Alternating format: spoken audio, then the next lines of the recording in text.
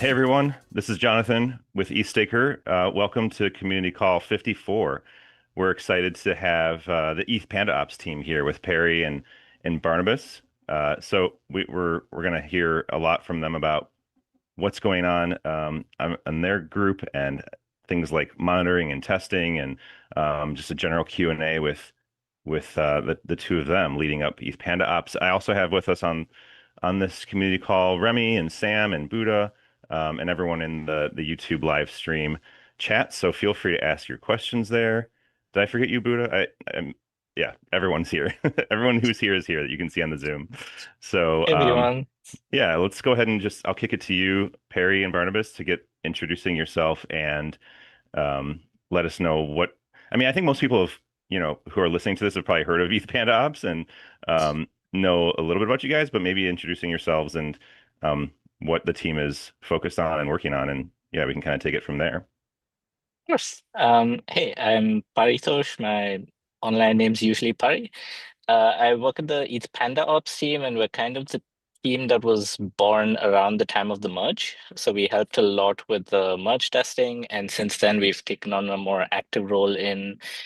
Uh, I think the unofficial stance is basically whatever is needed to ship a fork. That's the, I guess, working title of what the team does.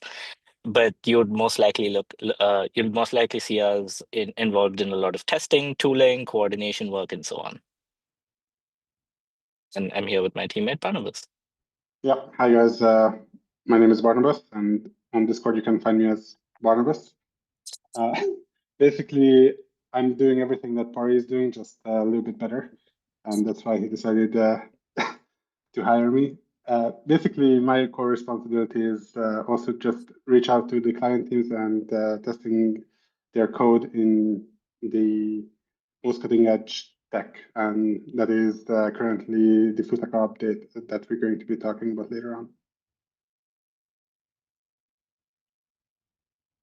Yeah, it's great Awesome. to be here.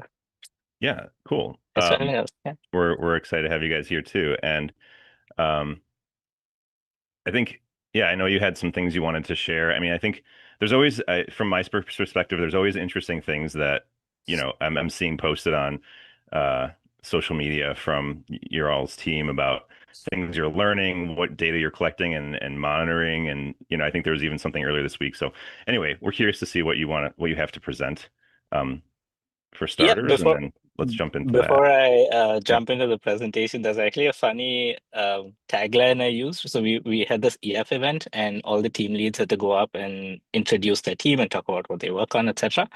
And about 10, 15 minutes before that, we were brainstorming, oh shit, how do we introduce the team? And the introduction line was, we're a marketing team. We just do testing to have something to market. And I feel like that's a good way of presenting all the tools. And like you said, we do analysis, we do blog posts, and it's really hard to like give a one-liner for the team. But yeah, maybe that's one we can go with for now. Um, yeah, so we have a short presentation. I would share my screen now if that's okay, or do you want to do some questions, Q&A, something beforehand? If there are any questions, feel free, anyone. We could jump into that though, Perry, if not. I think we'll probably have more Sounds good. questions towards the second half, is typically how we go about things. And, as we hear from you guys, it like sparks. So we'll probably interrupt you. Maybe. Sounds We'll see good. what happens. Yeah, feel free to interrupt me at any point. Yeah, so hey, as I mentioned, it's Panda Ops team here. And I'm going to start a bit with Pectra, what it was. I'm sure most of the listeners in the call and people watching already kind of know, but on a high level, it was the largest upgrade we had in Ethereum. We have account abstraction on early version of account abstraction shipped now, max effective balance. So if you had multiple validators on chain, you could basically consolidate them so they're represented the same way that you're running them, which is a lot nicer and helps you a lot with compounding and getting more APY there, and getting your state more actively used.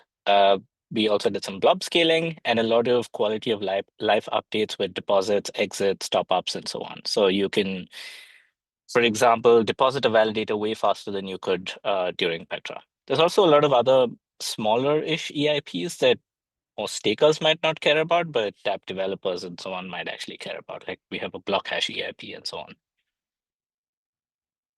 And I guess the default question is, why did Petra take so long?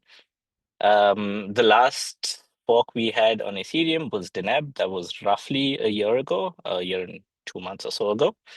And I think once we finished with Deneb, or up until Deneb, the path was quite clear. Like as soon as the merge was done, we knew we had to do withdrawals. Once withdrawals were done, we knew we had to do blobs.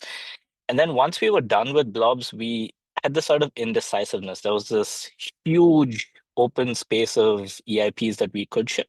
And I think we bit off a bit more than we could chew. And that led to us saying, well, we want everything. We want EOF, we want PeerDAS, we want Pectra, so MaxEB, we want a lot of EIPs together. And only when we started prototyping them and started implementing and writing tests did we sort of realize this is a lot. We shouldn't have done it in this order. And it took a while before we then decided, okay, we're not going to ship this as a massive bulk feature set. Let's split it up into two or three different forks and make it a bit more digestible, easier to test, and so on. And this took some added time to remove code bases, reorg processes, and so on. And we tried a few elegant changes. So we wanted a lot of values to be communicated via the engine API rather than just hard coding it twice. And that led to more edge cases. In the end, we just decided, yeah, let's just define the value twice and then save ourselves months of edge case figuring out. And we had a lot of minor changes, or seemingly minor changes, like moving the committee index outside the attestation. And that was way more complicated for client teams than they had originally envisioned. And similarly, it added a lot of load on the data analysis side of things, because once we made that change, we had to figure out, cool, how is that change actually affecting participation? How's that changing packing and so on? So there were these feedback cycles that we weren't very good at the time being sort of tested. And we didn't make decisions essentially decisively enough. And we probably should have spent more time prototyping things before we actually accept it and make it ready to go into the fork. So there was a ton of learnings, and we're already applying that to PeerDAS. So one of the nice things you can see is, even though the Spectra fork was less than a month ago, it was literally a few weeks ago, we already have the first version of the Fusaka DevNet. And we're already talking about feature freezing the Fusaka DevNets within the next 1 or 2 DevNet cycles. So we're talking about a few weeks from now, we will have our version of what is Fusaka, and then just rapidly sprint towards getting all of those code changes merged in, making sure it's tested, and then already shipping. Instead, last year, what we would have done is say, hey, we're already here, why not add this next EIP, add the next EIP, and so on. So we're getting better at saying, let's just ship known code changes, ship stuff that is better for users earlier, rather than making these massive upgrades that are more far apart, basically. Yeah, so in order to ship Spectra, there were a lot of cool tools we used, and you might have heard of a couple of them. I would guess 2 or 3 posts that are worth looking at. So we have a blog, ethPandaOps.io is the website. I'll share it at the end. We have a blog, and that blog has a lot of data analysis posts. That's one location where we put them. The other location is ETH Research. We're trying to get better at cross-posting stuff as well. And if you go through the blog, you'll see a lot of cool graphs. And we try our best to detail where the data is from, but this presentation will also do a better job of showcasing how that data ends up in that form. So you have a digestible blog post.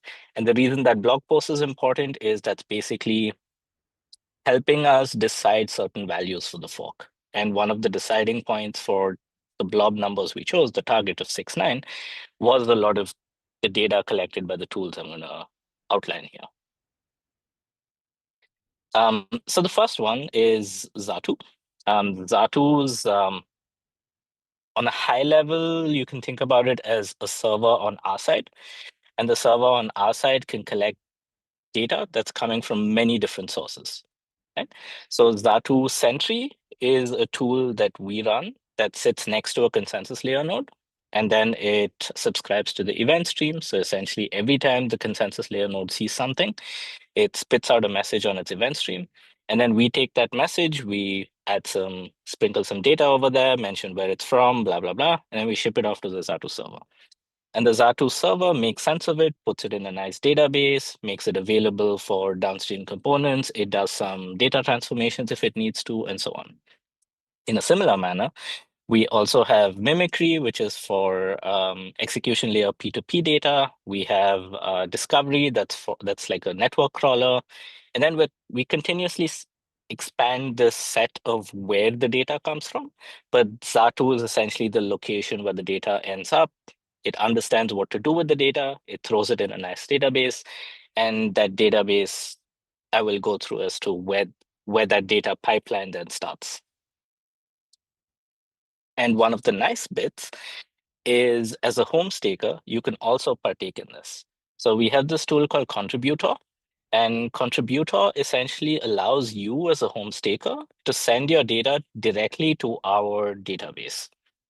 And how this works is you run this tool, Contributor, and this sets up your own version of Zato Sentry. And this is subscribing to the event stream on your node. And Contributor also asks you a bunch of questions to sort of handhold you through the config process.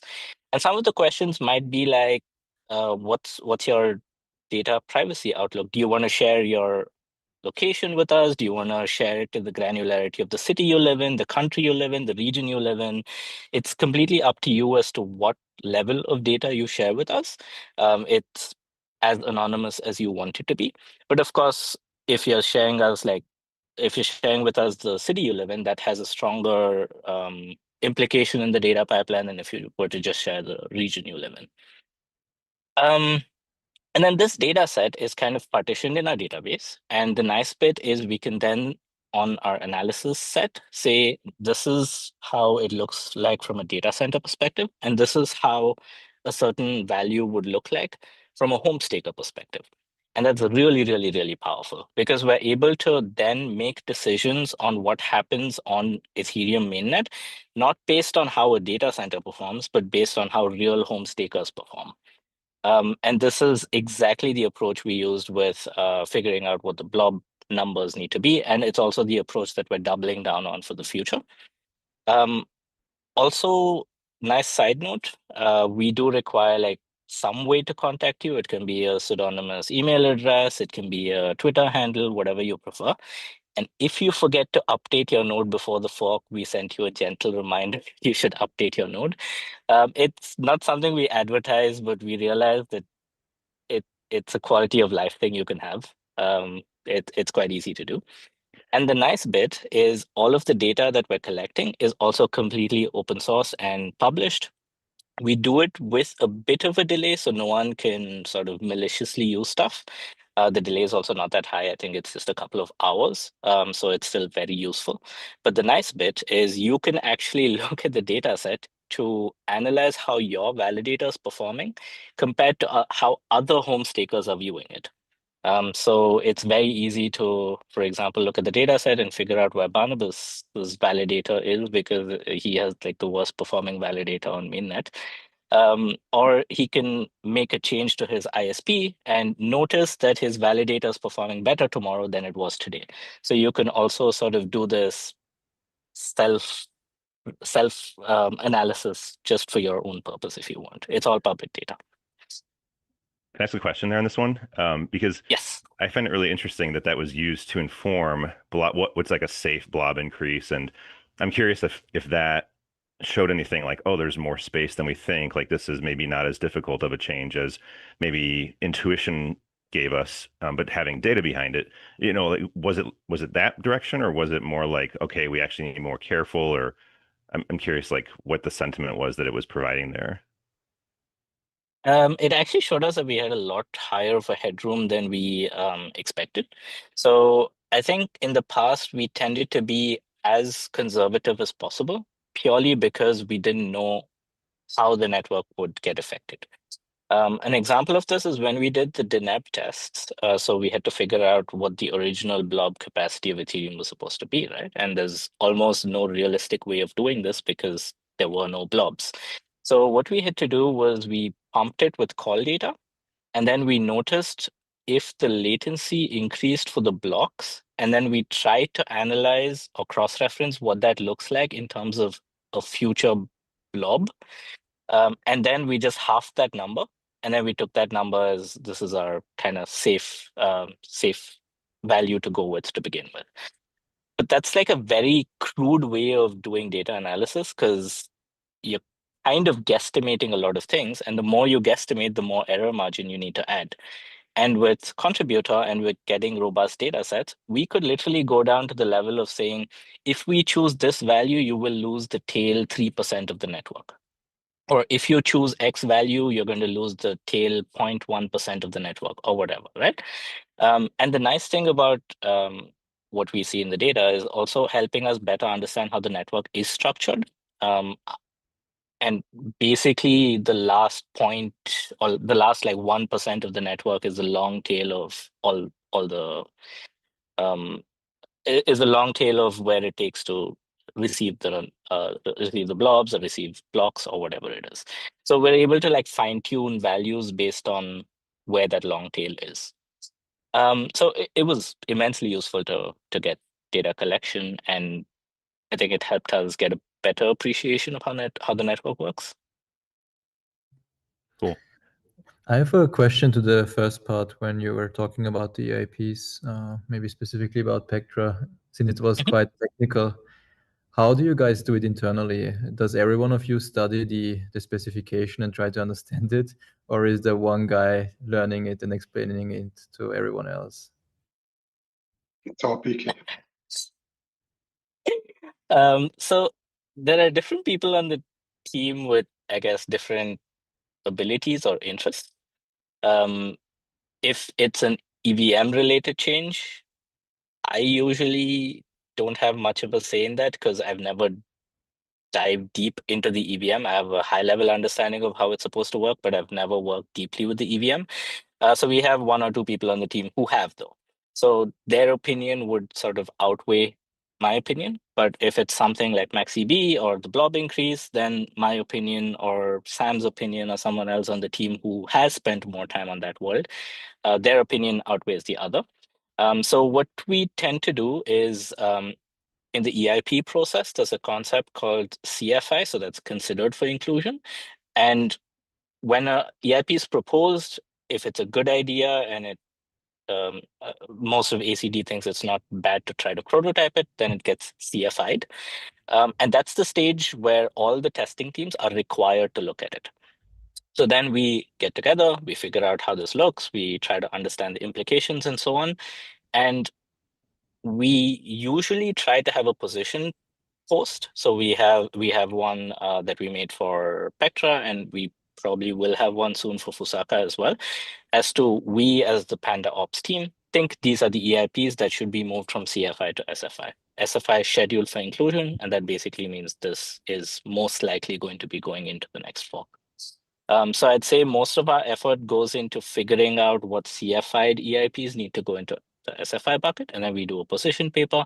And similar to how the PandaOps team does one, the EF testing team does one, the RETH team does one, gets every single consensus layer and execution layer team is supposed to do one asynchronously so that we have time to analyze it, understand their choices. And then we meet again on ACD, and then you hit rough consensus because you're almost never going to have a situation where everyone agrees on the exact same thing, but you will find people roughly agreeing on the direction where you're supposed to go. And that's how we achieve this end result. I was mainly asking because the writing the tests for something so complex, you need to really understand what's going on. Thankfully, the way we're also sort of internally split is, or maybe another definition of what the team does is the ethPandaOps team tends to take care of more of the consensus layer side of testing. So essentially anything that needs you to have a larger network, something that requires like integration testing style ideas. And then you have the EF testing team that takes care of all the execution layer testing. And that visually is like I have an EVM or I have one machine, I give that machine one input and I'm supposed to get one output. So they, for example, have a cryptographer on the team and would be the ones figuring out, hey, these are the edge cases for the EVM. How do we test them? Every single node needs to respond the same way if we send this one input. And then my team takes those inputs and then we say, okay, here's a network. The network is a lot more fuzzy. There's a lot more chaos going on. There's, I don't know, random packet losses because a packet is lost between Singapore and Australia. And then now we do the integration level testing on the whole network as a piece. So thankfully, we have this separation that allows us to sort of take the benefits of both teams. So you have more cryptographers. I think a few of them have even worked in like the airplane industry. So they're really good in the testing team to make sure that this black box works how it's supposed to. And then most of the ethPandaOps team are like DevOps people. So we're good at running up these fleets of servers that run in different locations. And then we're good at figuring out the integration testing side of things.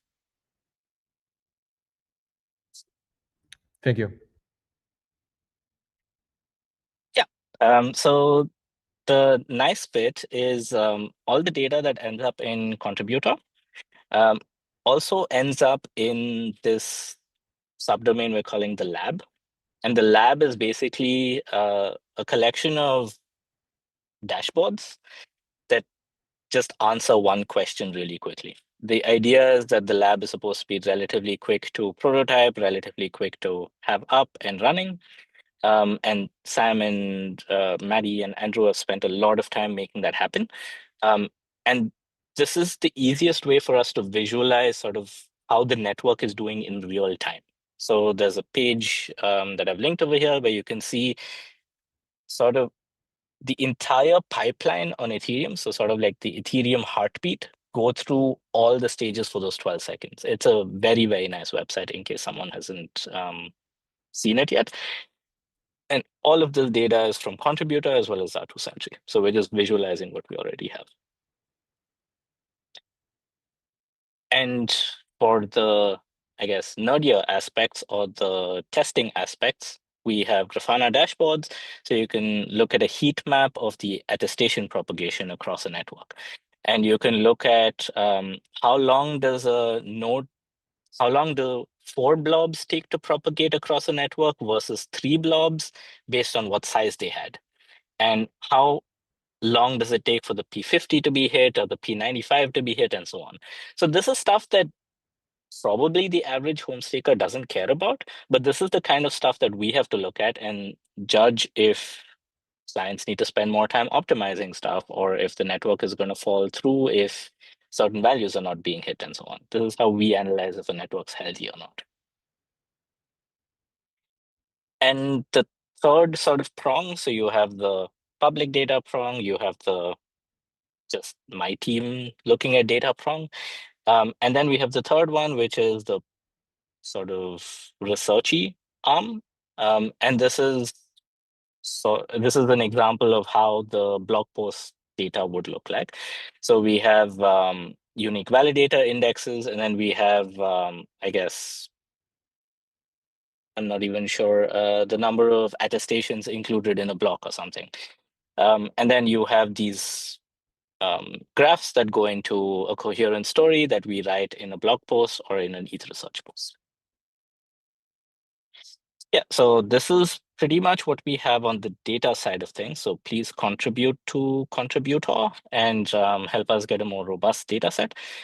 Maybe a couple of random numbers out there. I think we started off with 20 to 30-ish selected people who were providing data sets for us about a year ago. And I think now we're already at roughly the 300-ish mark, and we're looking to get to the roughly 500-ish mark. And the nice bit is once you have like 500 to 1,000 nodes, you're looking at roughly data being sampled from 0.5% or 1% of all of mainnet, which gives you a really robust data set to like pick these points from. Do you have people running this on testnets too? I mean, is it something you can compare between? Yeah. We have some people running it on testnets, but the overhead of onboarding people and making sure that everything's okay on testnets is not fully worth it. So it's mostly just us collecting data for testnets. Yeah, But the mainnet is the one where it's really, really valuable to get this information for. for sure. Yeah, it doesn't matter how big of a testnet we're going to be making, because no testnet is going to give us a result of the actual mainnet. Exactly. That's so one of the things we've also learned over the last year is P2P structures. You always had like a view of what a peer-to-peer network might look like a guess, but you're able to get a stronger guess with data sets. And the more we collect the data, the more we realize it's extremely hard or near impossible to replicate what mainnet has, because there might be some random person somewhere with 1,000 validators running a custom version of some tool that they developed themselves, and there's no way in hell we're able to model that realistically. So the next best thing is collecting data from enough places and then drawing analyses from there. Another tool that might be interesting for maybe a bit less for stakers, but a bit more for anyone experimenting with Ethereum. So we have this tool called Kurtosis, and Kurtosis is at a very, very high level, think of it as a smart Docker compose. You can write what needs to happen in Python-like code. It's called Starlark. And then this sort of executes it for you. The nice bit is it's just this one-liner at the bottom. So you can just do kurtosis run whatever Ethereum package, and then you'll have a completely local Ethereum network on your machine. All the validators are in your control. The network is brand new. There's no big state. It's great for experimenting locally. You can have your own testing environment, so you can deploy your own contracts. You have unlimited funds there. You can interact with the RPC the same way you would on a real network. And it's very easy or quite easy to prototype tools with this. There's also a couple of validator middleware tools, DBT tools who play around with this, and a lot of layer twos play around with this. So we have, I think, Polygon, Arbitrum, Optimism all support a version of Kurtosis as well. So you're able to like get the entire L1, L2 stack. You can pick and choose what components you want. You can mash them together and make your own package. It's very extensible and a very nicely made tool for you to play around with Ethereum. I have a few questions regarding kurtosis. Is it possible to like not only start up a brand new testnet, but also like deploy some kind of packages where you have like a bunch of Legos, right? Let's say you need a bunch of DeFi Legos. You need also like, I don't know, Maker. You need a bunch of these different smart contract or transaction. Are there any of these packages, like pre-built packages that you could just run and then have everything there? You want to go, The Barnabas? biggest problem here is we do not really want to deploy these packages on a testing environment. And if Maker comes to us and be like, hey, with this one script, you could deploy Maker on Kurtosis package, then we could make that as an optional thing. Also, you can do like contracts at Genesis. So if you know the actual contract deployment code, then you can bake that into the Genesis file, and then you will have that contract already deployed. So this is a feature that we already support. So for example, we do this with Optimism. So they have a bunch of contracts that they depend on. So whenever you run the Optimism package, the L1 basically starts up with all of their contracts deployed. So they can just start from zero instead of first starting the L1, then deploying the contracts, then starting the Optimism network and so on. But to answer your question, we don't yet have DeFi Legos in there, but we're not opposed to adding them. I think it's just a matter of time before we have more complicated deployments in there. Interesting. The only one we immediately support is with another tool called Spammer. So that deploys Uniswap as well as creates some pools and does a bunch of swaps. And the only reason we have that is because we wanted to create MEV-able transactions so that we can test our MEV stack. Very interesting. What about like some ability to record and replay transaction? Would that be interesting to any kind of use case? I think recording and replaying might be a bit harder because so you can do a shadow fork. So that's built into the network. So if you plan it accordingly, you could do a shadow fork every time. But I don't think it's something that's very straightforward to do right now, at least. Yeah, and the other thing is, you want to do a mini shadow fork, for example, you will need 1 terabyte of storage. Yeah. So doing a shadow fork is not like, 2 minutes and you're done. It's gonna be a significant amount of time. And we would actually really want a lot more people to use kurtosis because everybody seems to be asking for a long-running testnet, and instead of developers practicing how to deploy their own tools on networks, they just want one network that will live on forever. And I personally feel like it's a lot better if you have a nicely automated way to deploy your code instead of relying on the fact that, hey, someone 6 years ago deployed it on Gurley and we fired that guy and now nobody knows how to actually deploy our production code on a testnet. So like automate. And yeah, if you're stuck, ask us. Can help you. Great, thank you. So yeah, reach out if you have an idea of what DeFi tools you would like to see supported. And definitely reach out if you want to even add the support for them. That would be phenomenal. And I think something we would really like as well, so that you could have bootstrap networks that are more useful for people. And I'll pass it on to Barnabas for Fusaka. Yeah, so from the, what is actually Fusaka? Well, it is going to be PeerDAS mostly. PeerDAS is going to enable node operators to share blob bandwidth. So instead of sending every blob by every peer to everyone and creating a full mesh, you're going to be holding a subset of, a partial subset of the blob pool, basically. It's a bit more complicated than that, but from the staker's perspective, there's going to be no change from your side, ideally.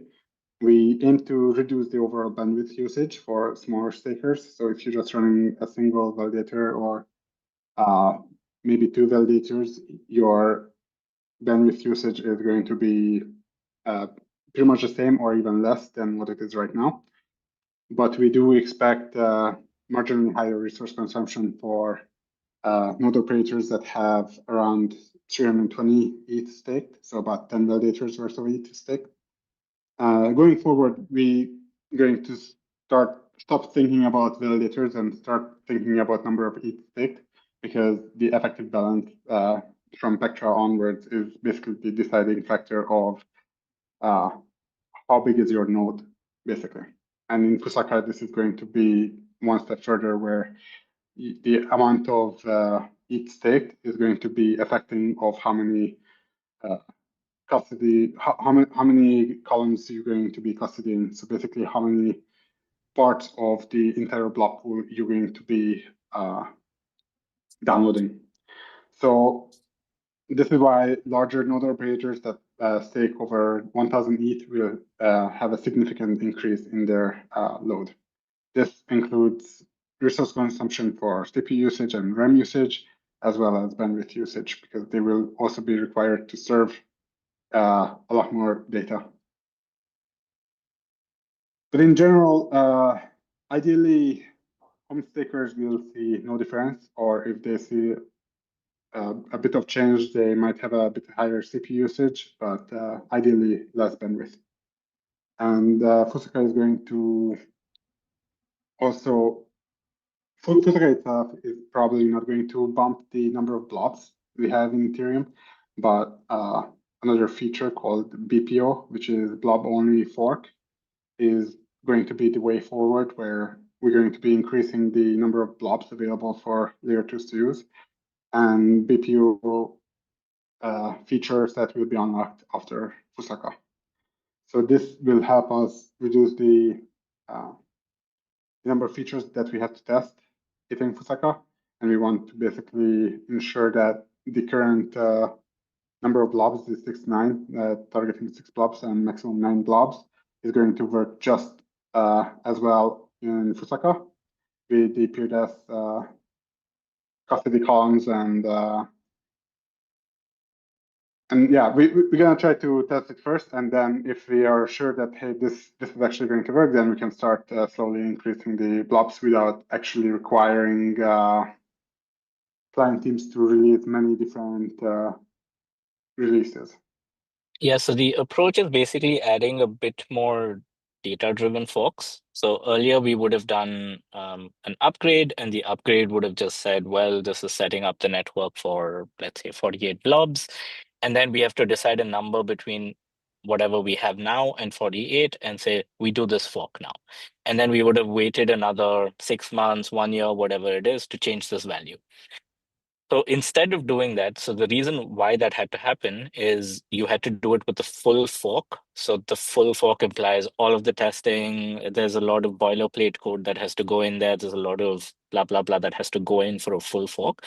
So instead, we've come up with a method that's just blob parameter only forks. So all this, imagine like a mini fork does, is bump the blob value. And these are way easier and faster for us to do. So what we would do is with Fusaka, likely maybe a minor blob increase or not touching the blob count at all. And then if that's the case, we ship Fusaka, it enables PeerDAS, and then we spend like, let's say 2 weeks or a month using all of our beautiful data from Contributor, all of the analysis pipelines we have to look at how the network actually behaves pre and post Fusaka. And then we ship a blob increase. And this blob increase doesn't need to go from 6 to 20, but it can be 6 to 9 or 6 to 12 or whatever it is. Then we redo the analysis, make sure the network's fine. Then we increase again, we increase again, we increase again, and so on. So you can do a lot more fine-grained steps, and you can collect data at each point. So you can, in general, this is very nice for stakers because you don't have to sit at the edge of your seat at the time of the fork, kind of worrying if your node is going to be able to keep up in the future. Instead, you'll have a couple of weeks of time to raise an alarm saying, hey, last week my node was perfectly fine. This week my node's kind of okay. And next week my node's bad. So you'll see like a more gradual degradation or more gradual increase and whatnot. And we would also see this on our data side. And then we can decide, hey, we estimated stuff wrong. Maybe this is the last scaling for now, and we have to figure out what went wrong, what went right, course correct, and then decide to increase again in the future or go down. Yeah, exactly. So the BPO approach also doesn't require us to like scramble and have a full fork to reduce the blob count. It's easier to actually reduce the blob count. So if we go from 12 to 19, and for whatever reason the 18 threshold led to inordinate amount of increase in CPU or lost attestations or whatever, the week after that we could discuss to reduce it again, and it would be way faster for us to ship these changes. Yeah, so there was a question regarding where these balances are coming from, and the 320 ETH is equivalent to 10 validators. So what the spec says is if you have no validators running, then you don't have to custody any subnets. So if you're just trying to run an Ethereum node, then without any validators, you will not have to basically keep any of the blobs in your database. If you have a single validator, then you will have to custody 8 subnets out of 128. So that is just making sure that we're not splitting up to way too many tiny subnets. So we're going to require a minimum of 8 subnets. And it's going to be, so each validator you add, so each 32 ETH you add, you will be adding 1 additional subnet to the number of subnets that you have to custody. So up till 8 validators, you will have exactly the same load as with 1 validator. So going on with 9, you will have to custody 9 subnets instead of 8. And yeah, if you reach PRDAS does introduce like a lot of new terminologies and concepts, so I would definitely wait a bit more till we've refined how we communicate all of these changes. But on a high level, what you can imagine is if you have a blob today, right now you have to take part in the entire blob. So if it's 4 MB, you have to download that entire 4 MB. There's no choice about it. Once PeerDAS is live, we take that one 4 MB block or 10 MB block for sake of discussion, and then we chunk it up into, let's say, 10 different pieces. And you can say, if I just have one validator, so 32 each stake, I just need to hold 1/10 of this blob. If I have 10 validators, I might need to store 3 chunks of these 10 MB blocks. And if I have 1,000 each staked, then I need to download everything, because essentially I have so much ETH staked that I need to participate more in the network. So the smaller solo staker benefits from this. And then the larger staker kind of, I wouldn't say is disincentivized because they have 1,000 ETH, but in itself, they have to do a bit more work to sort of help out the network because you're representing more of the network, so to say. And this whole concept of chunking and breaking into pieces requires some amount of computation to do, because I still have to verify that this chunk belongs to this 10 MB bit and so on. And that's where the increased resource use comes from. So there's a bit more CPU work that you have to put in to make sure that everything is valid, everything is okay. Because yesterday, or like today, you can just take that entire 10 MB and the entire 10 MB either makes sense or it doesn't.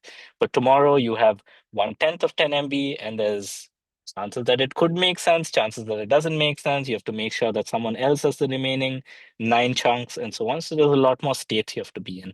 And that's where the resource consumption comes in. Cool.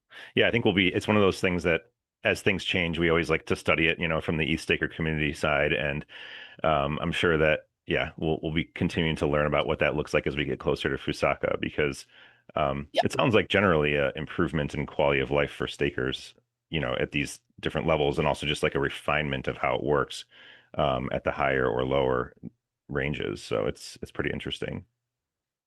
Yeah, we did notice that there's going to be a bit of resource consumption. We're going to need a bit more RAM just to do PeerDAS, because you will have to be calculating everything on the fly instead of just importing bulk data. Yeah. We are planning to do some testing on lower end hardware in the future DevNets, possibly including some Raspberry Pis, just to make sure that they are still able to participate in the network. Exactly. And to just sort of maybe clarify, most of our dev stack has been like 4-core machines from years ago with about 8 gigs of RAM, and we basically upgraded to 4-core machines with 16 gigs of RAM now, which so far I think is still representative of hardware that was average line 2019, 2020. So I don't think you have to run out and get a new machine ASAP. And because we're doing this blob parameter approach, you definitely don't have to run out and get a new machine immediately. But the nice bit is, for most people, you aren't able to upgrade your bandwidth, but you are able to upgrade your hardware. So if you do notice that your CPU is at 100% all the time, you could fix that problem with $100. If your bandwidth is 100% all the time, you probably have to move to fix that problem. So that's sort of the trade-off that PeerDAS sort of helps with. It allows you to fix the problem more easily if you have a problem. So there was a question from Superphase regarding moving the validators into separate beacon nodes, and yes, you can do that.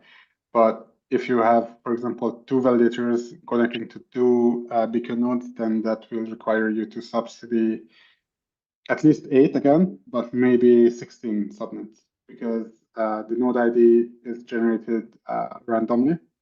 So it's going to be better just to have the 2 validators on the same machine, and you're still going to be only subsidizing 8 subnets.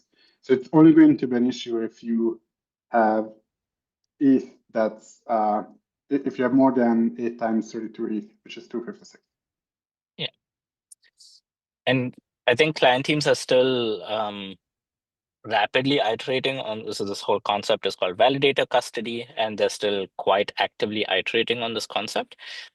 There's still some questions along how often do you update this custody? For example, if I just add a new validator right now, how quickly is that represented in your custody change? If I restart my validator, does it start from fresh? Does it wait for all the requests to come in to then change its custody numbers? There's a lot of these like finer grained topics we have to figure out to make sure that the UX is as good as possible for the home staker. But that being said, we're figuring them out more and more as time passes. So there should be much better information in about a month from now, I would say.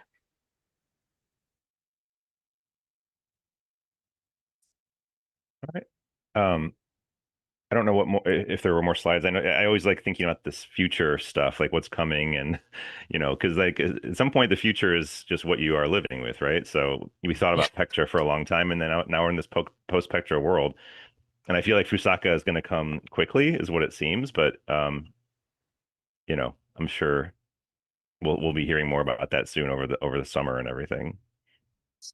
For sure. I think there's a lot of comms related work that we have to do. But yeah, like Barnabas also said, we are getting better at doing forks in parallel. So Fusaka has kind of been on our plate for months now. Rather than in the past paradigm, we would finish a fork and then we would start working on the next fork. But we're already working on the next fork. And kind of the discussion is what's going in Glamsterdam? What do we need to prototype in Glamsterdam so that we can already start working on it? So that once Fusaka is shipped, it's also primed to like hit stakers, so to say.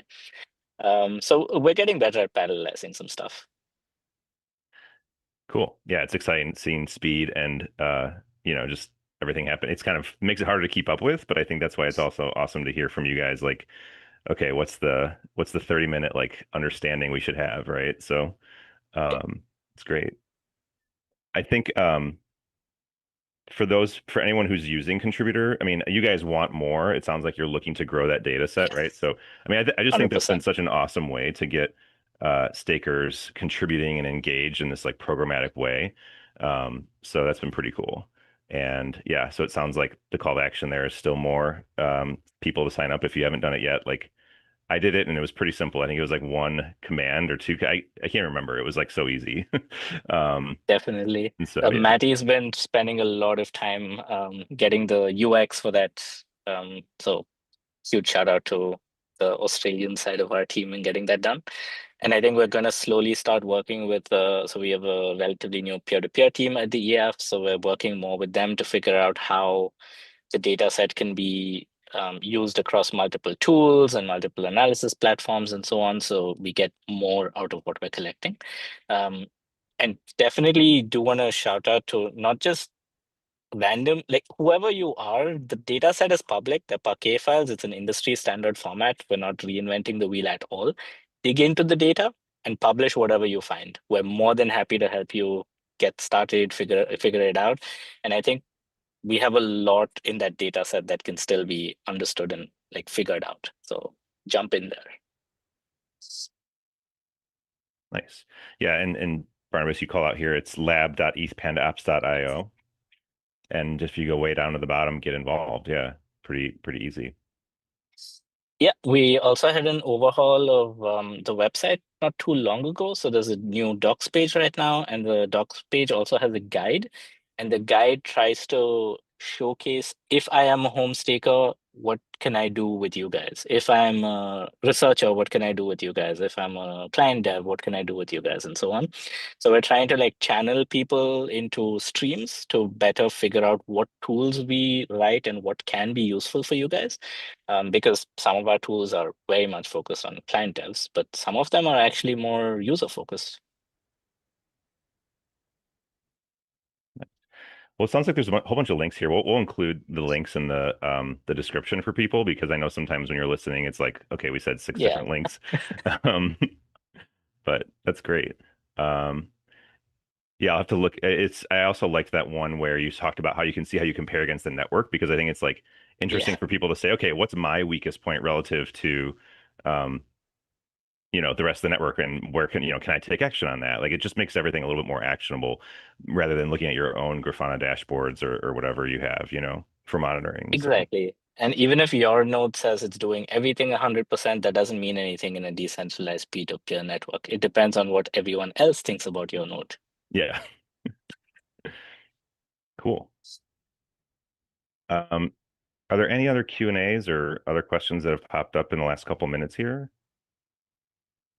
But this has been great. I really appreciate you guys coming and sharing all that with us. Of course, happy to. And thanks for all that you do. Before we do Thank leave, you for all that you guys do. yeah, Awesome to always hear about EthStaker. And I mean, I also started with my Ethereum journey reading EthStaker stuff, so that's perfect. And Barnabas as well. I think he was always on your Discord, right? Yeah. I've been on your Discord a lot less lately because just been getting busy. But yeah, I've been probably the first annoying Discord user in EthStaker.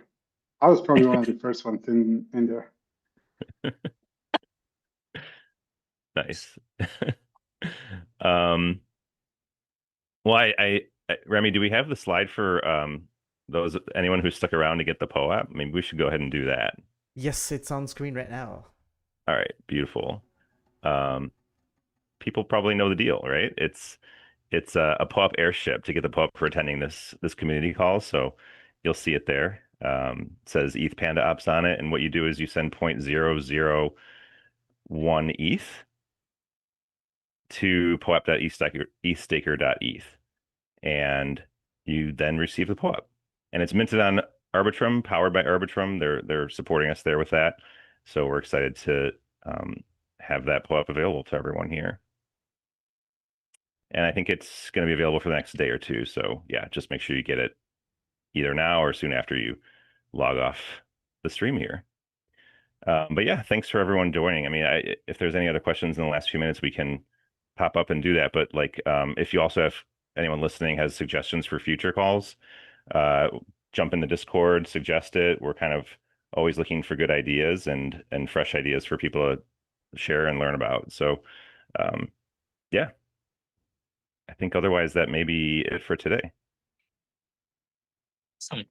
All right. Thank you for having us. All right, great. Yep. Thank you for having us. Thanks so much, everyone. Thanks All for right, see you joining. next time. Bye-bye.